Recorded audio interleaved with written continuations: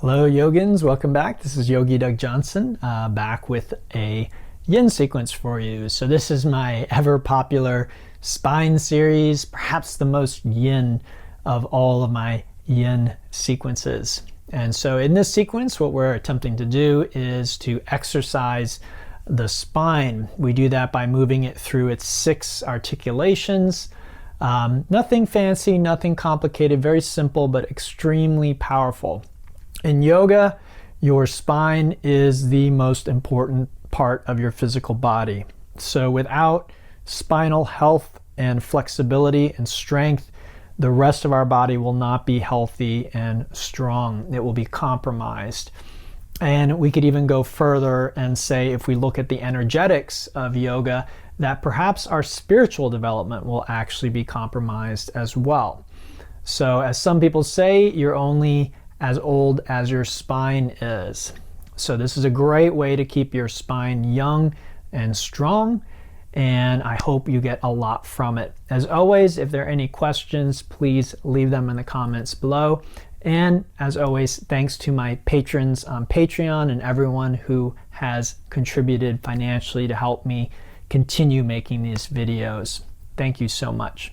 All right, enjoy the class, and I'll hope to see you on the other side. Namaste. All right, so we start with a butterfly, and what we'd like to do is just join the soles of our feet together.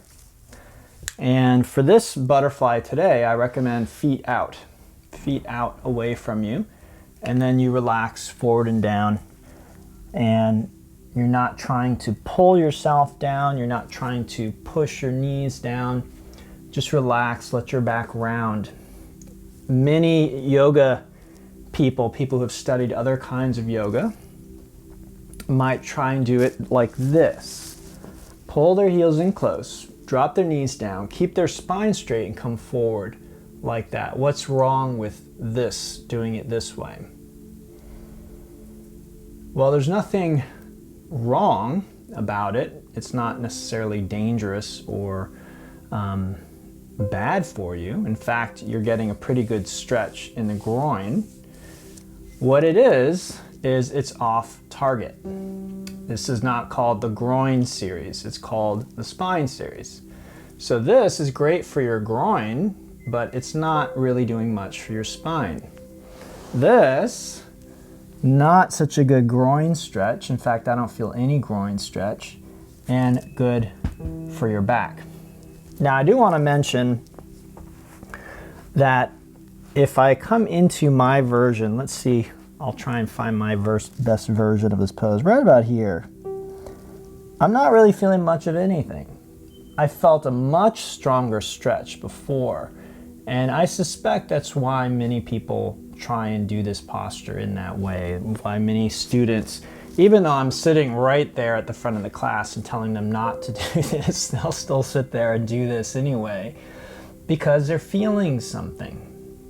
And that's what a lot of people get into the habit of with yoga is, I want to feel something. And the more intense it is, the better the posture must be. There's a sort of like addiction to feeling a stretch or feeling intensity in a posture, feeling intensity in a class.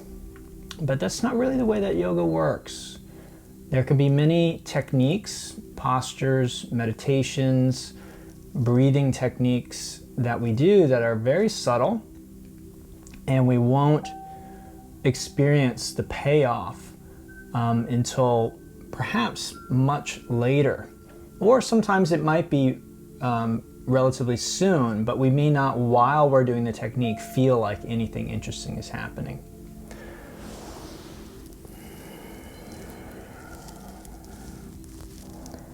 So as always, feel free to experiment with the position of your feet.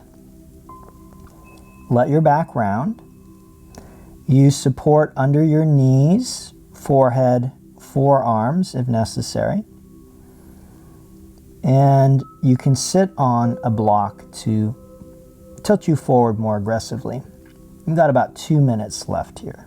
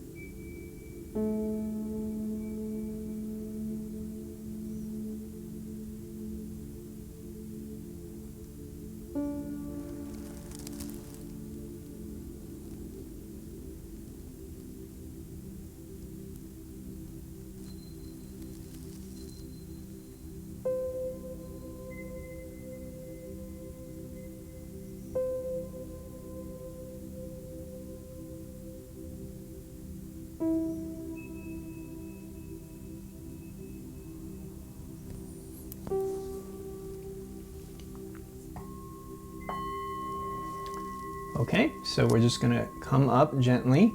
Very simple. We make one very simple change and then we basically come right back into it. So legs straight. Now again, I'll point out a few things for anyone who's maybe done some yoga before.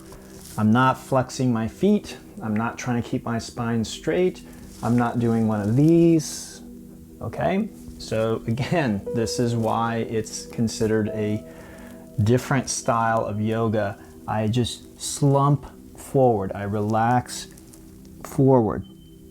Okay, there's a funny meme that you might have seen online called Drunken Yoga, and it's basically pictures of people who are inebriated, well, we assume anyway, doing all, they're like, you know, hanging over a fence, or they're collapsed down on the ground, and then someone took those pictures and basically matched them up with yoga poses. It's a pretty funny meme. So this might look like that, right? We're just like we're slumping down like we fell asleep in our yoga class. Good. That's sometimes the cue that I give in yin is in many of the postures, not all of them, there are always exceptions, and that's important to understand because it's just the tendency of human beings to become dogmatic and fixated on things. So we don't want to do that. We want to know that there's always an exception to every rule. But generally speaking in yin, you want to just relax into it and imagine that you fell asleep. And when you fall asleep, the pose doesn't change at all, right? So if I'm here and I were to start snoring, I fell asleep, nothing would change. If I'm here and then I fall asleep, what's going to happen? My arms are going to relax, I'm going to come up. So that's a good way of thinking about at least certain postures like this one. Could you fall asleep? Or not could you fall asleep, but if you fell asleep in this position, what would change? And if the answer is, oh, well, my hands would come off of my feet or my feet would stop flexing, then do that. Just let that happen. Okay? All right, so we're about halfway through.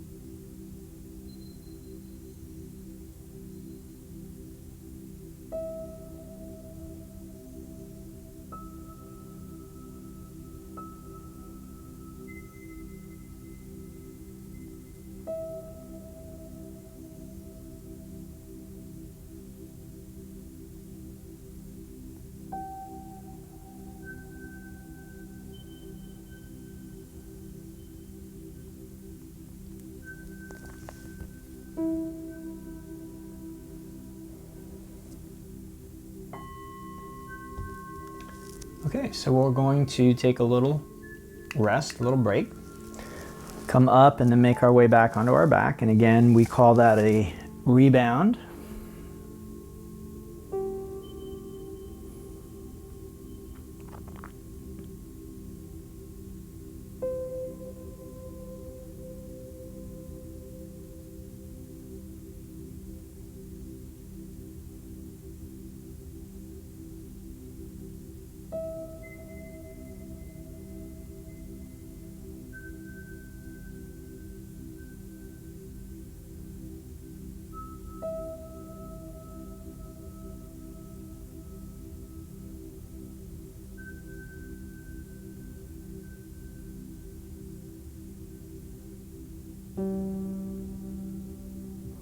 And then let's go ahead and bring our legs in. We'll give them a little squeeze.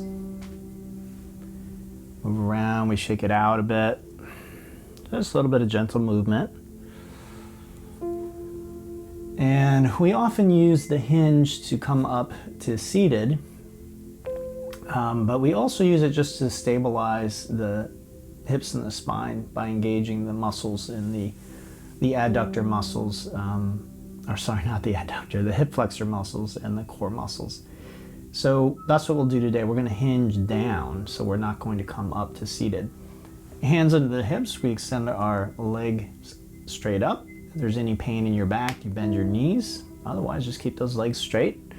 Lift your head and neck, take a nice deep breath. Exhale, lower the legs toward the ground. And just before they touch, take a deep breath in, and then exhale and relax onto your back. Our next posture is the banana pose, what we call banana pose. And this is going to stretch our side. And even though you're going to feel it here, again, we're targeting actually in the center, in the spine. But your spine is just not that sensitive. Okay, so we begin by bringing our hips over to the right edge of the mat. And take the left leg, move it over to the left. Exactly how far just sort of depends on your body. Cross the right over the left. And what you're looking for is a stretch here. You might already begin to feel it. I do. Okay, but what I'll encourage you to do is take your arms up overhead, reach up, grab the right wrist, and pull the right wrist and arm over to the left. See if you can increase this stretch. Now, if it's not enough, you can move your head and neck and shoulders over to the left even more.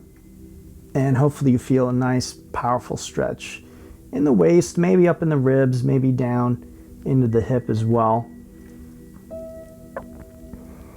And this is called lateral flexion of the spine. Now, you may be wondering why in the first posture you didn't necessarily feel very much, and in this pose you're feeling a lot more. Well, that's because most of us don't have a lot of tension in our back. We're stretching our back constantly when we sit in chairs or in our couch, whatever it is. Our back muscles are being stretched. Of course, your experience may be different. I'm just generalizing here. Most of us have a lot of tension in this muscle group. These are called your obliques. And there are 3 or 4 muscles in this group, depending on how you want to think of it. You have the internal obliques, the external obliques, the transverse abdominis, and the QL, the quadratus lumborum. The QL, you could argue, is more of a back muscle than one of these muscles, but I think it can get stretched in this position, at least in some people, so I usually include it.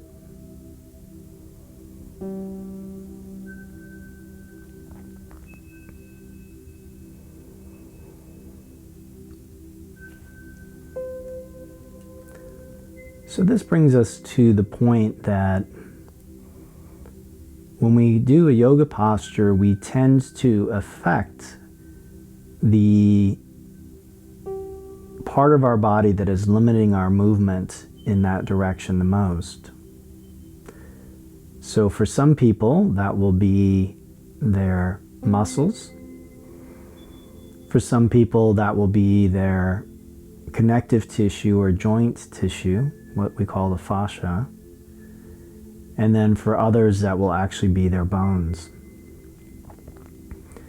Now, the muscles in the fascia we can change gradually over time with consistent, persistent practice.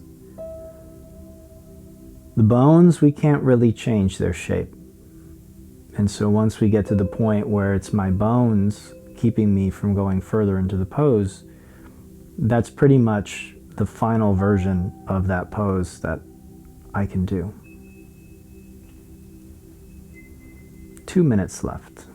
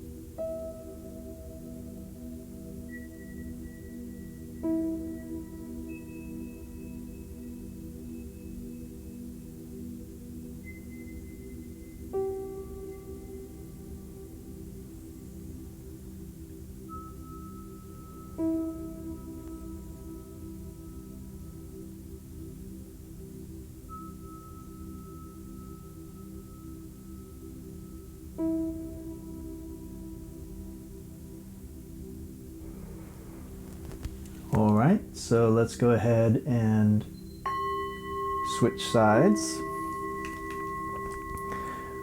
Take your time. As you come through center, you might feel things in your spine that you weren't feeling while you were doing the posture. Okay, so we move our leg over, across the other over. Again, reaching up, grabbing the left wrist with the right hand, pulling over, and again, maybe even moving the upper body over.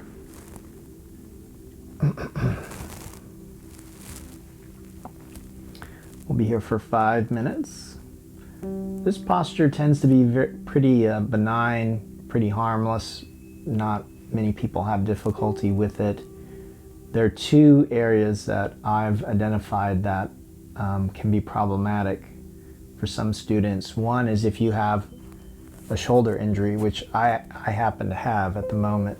I'm trying to rehabilitate my shoulder. I'm pretty sure Matt has a shoulder injury as well. So if you do, this isn't bothering my shoulder, but let's just say that it was, I would just find a different position for my shoulder where it wasn't painful. And, very important, where I still feel the stretch. Okay? So if I bring my arm down, I don't feel the stretch anymore, then I may have to be more aggressive in my legs, or I may have to move my upper body over further to compensate. You see, it's interesting, the whole body is one continuity. Sometimes when we study anatomy, it can actually blind us to the fact that everything's actually connected in the body, and everything's connected with what's called connective tissue, fascia. So when I bring my arm up like this, even though there isn't a muscle, a single muscle that goes from my arm to my waist, right? These are the obliques. They basically stop here if we're just looking at the muscles. right? They extend from the ribs to the hip. So why should my arm affect the stretch? The answer is because of the connective tissue. So it's a little bit like you're wearing a wetsuit.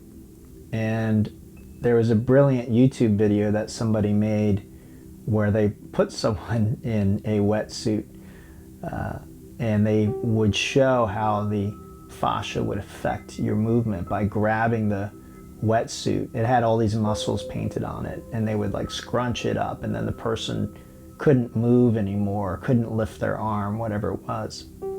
It's actually up on my Patreon page. If you want to search for it, you can scroll down. It's probably a few months ago that I posted it, so you might have to do a lot of scrolling, but it's there. You can check it out.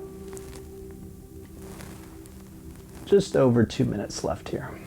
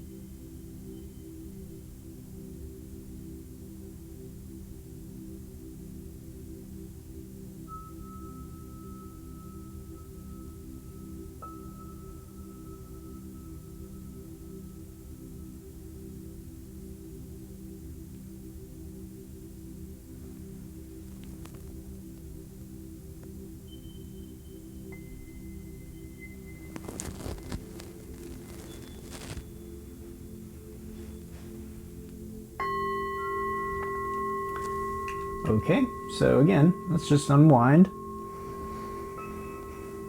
come back to neutral, and pause for a moment to feel the different sensations.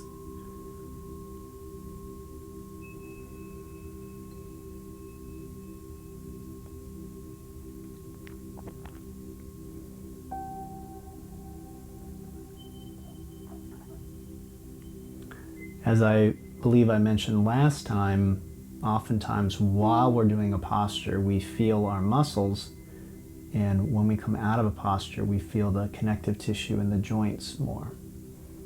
So it can be a very different sensation or a different part of the body that you become aware of during this rebound period. Okay, let's bring our legs in, give them a little squeeze and shake it out.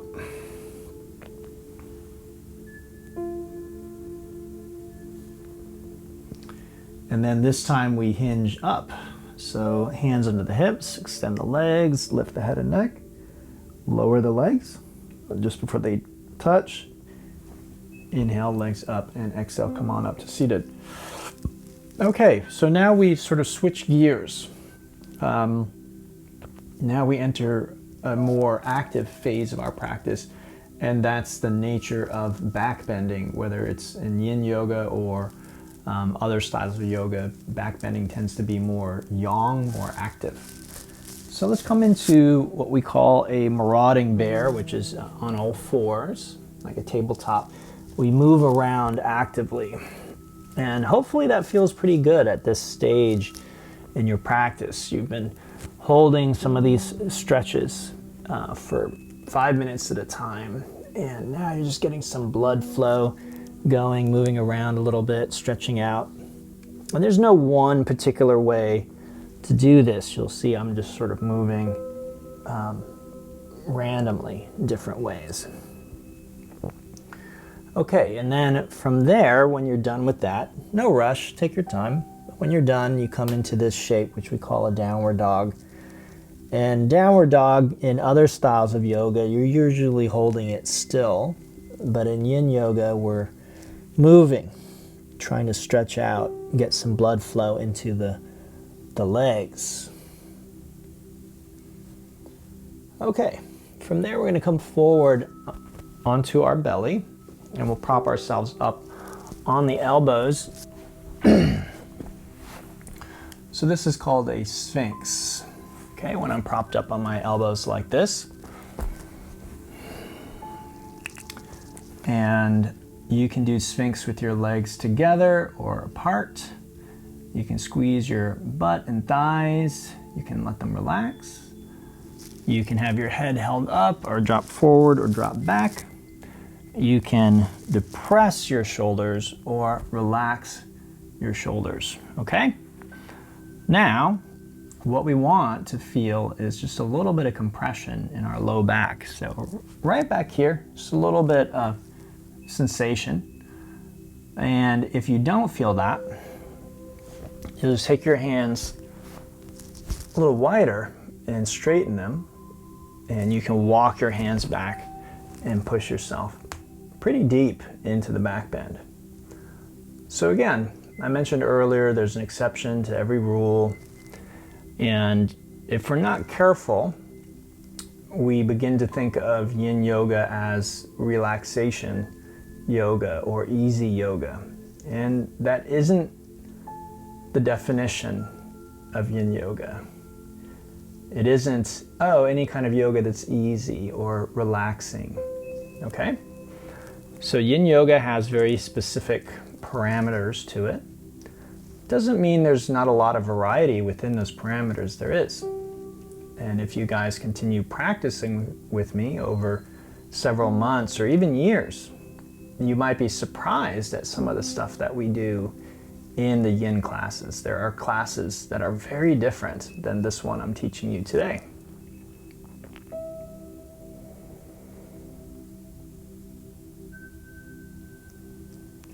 But having said that, there are just certain basic principles that we adhere to when we're practicing.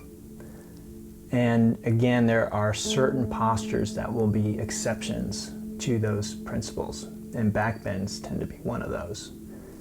So in the forward fold earlier, I said, just relax, take it easy, don't push. In the back bend, if your back is healthy, and that's a big if, you can be quite aggressive in the pose and not only not interfere with what my teacher sometimes refers to as the yin effect, but you may actually enhance the effect of the pose. So this is again why we want to be careful about being too dogmatic or too simplistic in our approach. If we're too simplistic and we say yin is just about relaxing and every yin pose is supposed to be easy, then we may miss out on some of the benefits that we could get from this practice. About 2 minutes left here.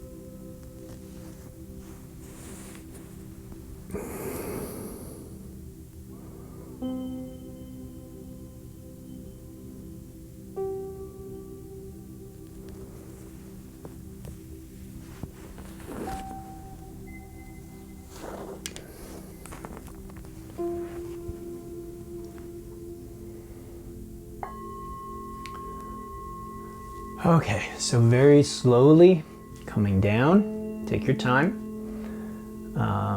You may not have seen me. I came out of it early so I could get to the bell. But if you were watching me, I was coming down very, very slowly. I rested for a few moments and then I got up and rang the bell. So that's essentially what you want to do, is just come out very, very slow. And then we have another posture. So this is called the saddle pose.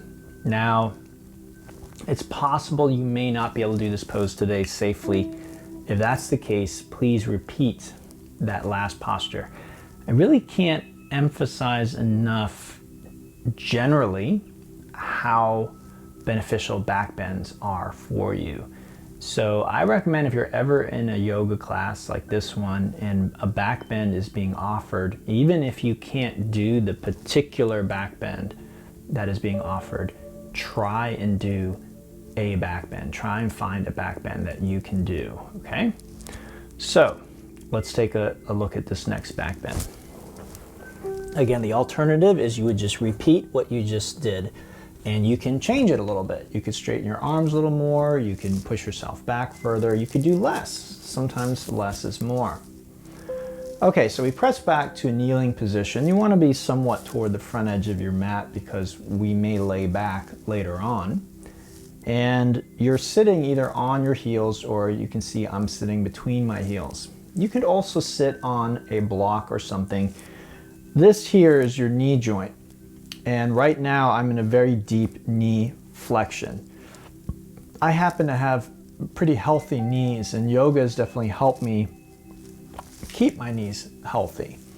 Okay, when I first started, something like this might actually be painful or difficult for me, but over the years it's strengthened my knees, made them more flexible and just all around better. So when I sit up, I'm reducing the flexion at the knee joint, and that reduces that pressure there, which, if these muscles are tight, these are your quads, if they're tight, they pull the patella, which is your kneecap, into the knee, and that might be very painful. So feel free to sit up on something. Feel free to play around with the position of your knees. Many yoga teachers obsess about knees being parallel, or putting a block between the knees. Don't worry about that today. If your knees want to go apart, if that feels less pressure on your knees, go ahead and do that. Okay? Now, the other area that tends to give people trouble are the feet. So I'm on a carpet, and I have socks on, and I've got this, my yoga mat's actually a rug. So I've got a few layers of padding here. It doesn't really hurt my feet, but you might be on concrete or hardwood. You may not have a good yoga mat. You may not even have a yoga mat. So if this is hurting the bones in your feet, one alternative is you just take your feet out like that. Now, that's not available to everybody. So if you just cringed when you saw me do that, then it means your bones probably don't move in that way. And this is, again, another common misconception that everyone can do the same things. We can't. We just can't. There are people that if you saw their foot in this position, that would mean they had broken a bone somewhere or dislocated something, that their body just doesn't ever naturally do that. Yoga isn't what allows me to do this. I've been able to do this since birth. As long as I can remember, I could sit like this. So this isn't something I developed by practicing. So find a comfortable position for your feet and your knees. And if today you're feeling like a lot of stretching here, then you're just going to stay right here, because that's actually a good stretch for you today. That's the beginning of being able to do this posture safely and comfortably. Just stay there, make sure there isn't too much pain in your knees, your ankles, and just wait. If you're not really feeling much stretch, then I'm going to encourage you to try coming back to your hands like that. You just begin to lower back. What this does is it starts to stretch these muscles here. Again, they're called your hip flexors. And you may not know this, but they actually extend from your knee all the way up. They come over your hip joint, run to your back, and then run up to your lowest set of ribs. So that's why as I begin to move my torso there's something that's pulling from here all the way down here. Okay, so that's why when some people begin to do this, oh, my knees, my knees. Okay, it might not make sense unless you study anatomy. You don't know why coming back here should affect something here. But that's why there's a muscle that's not a muscle, it's actually a group of muscles. So hands, forearms. If you have yoga props at home, you may have what's called a bolster. If you don't, you may have like a couch pillow or a body pillow, something like that you could put behind you. You could lay on that. Otherwise, maybe you can come to the crown of your head onto a block, or you might get all the way back onto your back. All right, so this position I'm in, many people might look at what I'm doing and think, oh, well, that's the advanced version of that pose, or that's how the pose is supposed to look. I really want to discourage you from thinking in this way. What I'd rather you think is that's the way that Douglas gets the most benefit out of doing this posture. This works for my body. I get a lot of benefit. I'm decompressing my sacroiliac joint right now. I'm pulling it apart, which is something that it needs because all the sitting that we do compresses that joint quite a bit. I'm also very gently stressing my ankles and my knees and my hips, and that gentle stress is going to help keep them strong, those joints strong. And those are joints that very common for them to become problematic as we age. I'm also working my lumbar curve slightly. The last posture was more intense of a lumbar workout, but here I'm still working that curve a little bit. But this is more about what's called the sacroiliac joint, the SI joint. And then finally, I'm on my back, and it's actually fairly relaxing for me to do this at this point. It wasn't when I started. So for me, it's ticking a lot of boxes. For you, if you have tight quads, as I mentioned earlier, then trying to do what I'm doing could just simply be dangerous for you to do, injurious. And it may be that way for the rest of your life, not because there's anything wrong with you, not because there's a problem, just because of the way that your bones are shaped. So I encourage students to just have an open mind. Don't be ambitious. Don't think that you need to do this one day or you need to keep forcing your body to do that. But I would also be careful about ruling it out. Maybe today there's so much pain and discomfort that you couldn't imagine ever coming back on your back like this and getting to this point. Having taught yoga for several decades at this point, I've seen many students do just that, eventually get to the point where they come all the way onto their back from having knee and ankle issues when they first start. So just keep an open mind.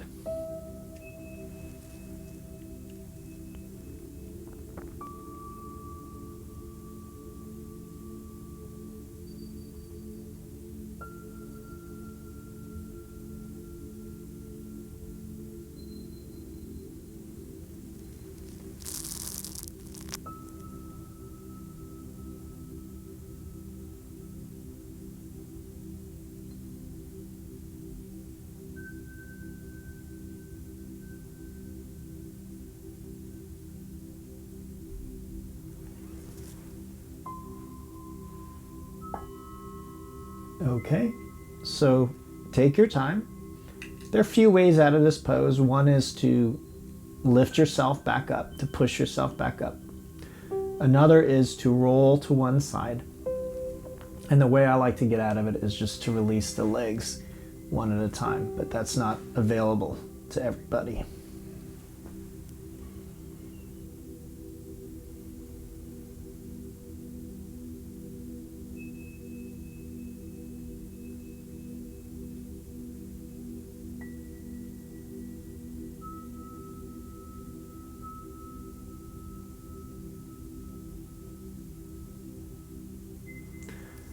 Okay, we bring the legs in, give them a little squeeze, move around a little bit, shake it out.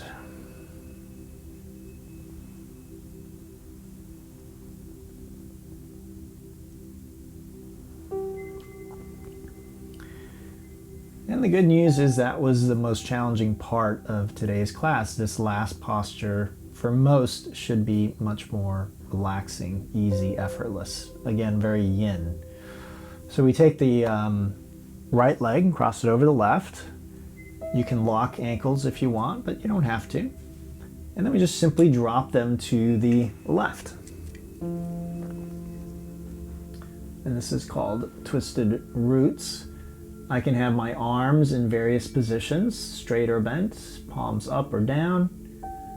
My head can be in various positions. My legs can be in various positions.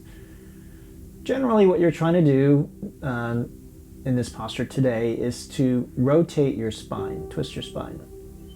And what that means is you want your shoulders and your pelvis moving in opposite directions. So my chest is basically facing the ceiling and my pelvis is basically facing this left wall here, and that's what we want. Another way of saying it is my right hip is being drawn over my left hip more and more.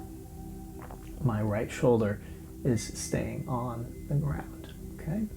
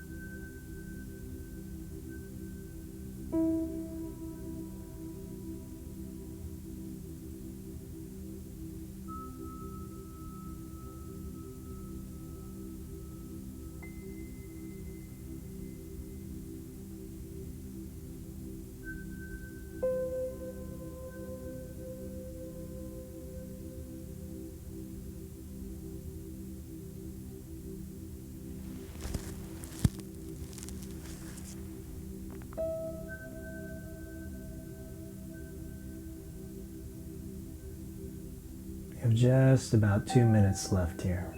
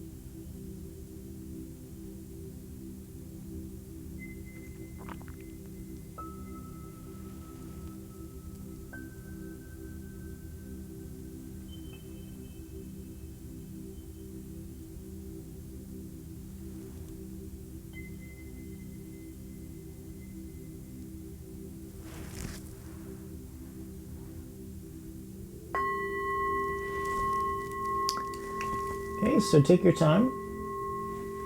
Just gradually coming through center. And same posture on the other side. Again, we call this in yin twisted roots. Left knee over the right. And again, you don't need to lock your ankles. So if your legs are like that, that's fine. And you don't even have to cross the legs. I should mention that. You know, if this is better for you, that's fine. You could have something under your knees, but something between your knees if you prefer that.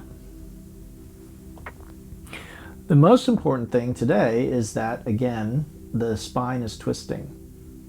Now, as I mentioned earlier, you may not feel the spine. You may not feel it in your spine. You might feel it here in your shoulder. This is where I'm feeling the most sensation.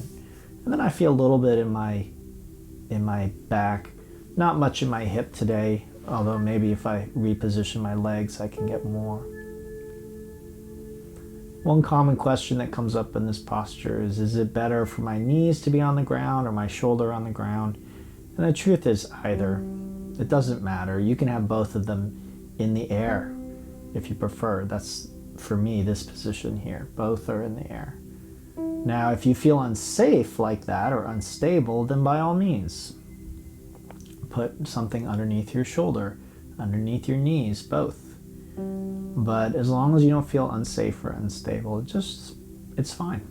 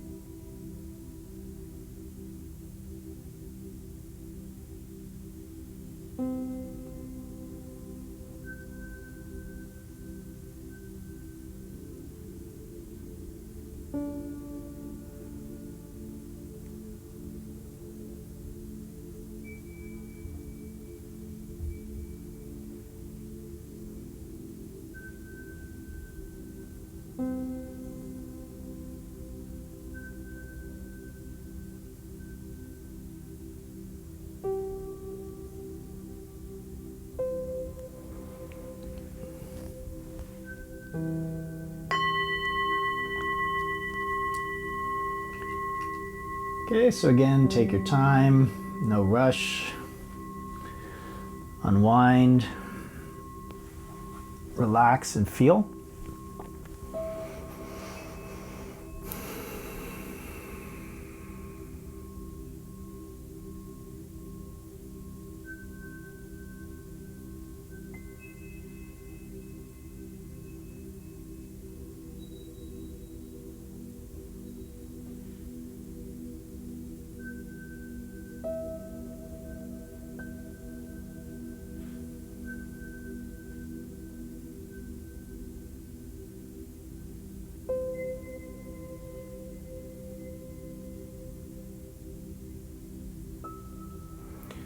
And then let's just bring our legs in. We'll give them a little squeeze, shake it out a bit. Again, this is the leg cradle, our counter stretch. Very common counter stretch for us to use in this class. And then when you're done with that, I recommend about 6 minutes of relaxation. So we call this a pentacle in Yin Yoga. Your arms can be straight or bent, palms up, down, legs together or apart. The main thing is just to be comfortable. You can even put something under your knees if that feels better for you. Set a timer and see if you can just let your body be still for about 6 minutes.